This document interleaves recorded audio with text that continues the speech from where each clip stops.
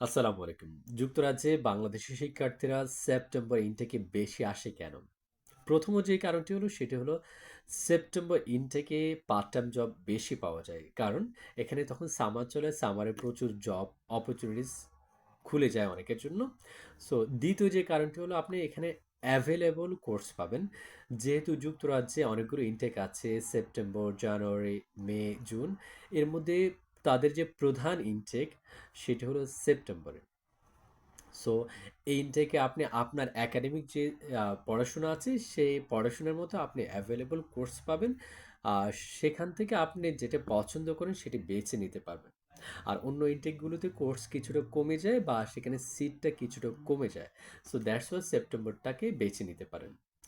তৃতীয় যে কারণটি হচ্ছে, যেহেতু সেপ্টেম্বরটা প্রধান ইনটেক, সো এই জন্য এই সেপ্টেম্বর ইনটেকের ভিসা রেশিওটা অনেক ইনটেকের তুলনায় বেশি।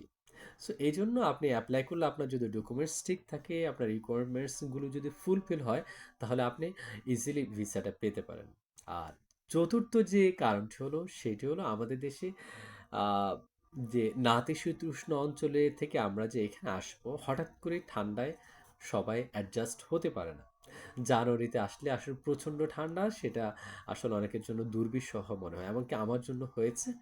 সো সেপ্টেম্বরে আপনি সেই ঠান্ডাটা পাবেন না, সামার চলে এখানে বাংলাদেশের মতো আবহাওয়া, সে আবহাওয়া আপনি খুব ইজিলি ৩-৪ মাস মানিয়ে নিতে পারবেন। সো এই প্রধান কারণগুলোর জন্য আসলে বাংলাদেশের শিক্ষার্থীরা, বেশিরভাগ শিক্ষার্থী সেপ্টেম্বর ইনটেকে আসে।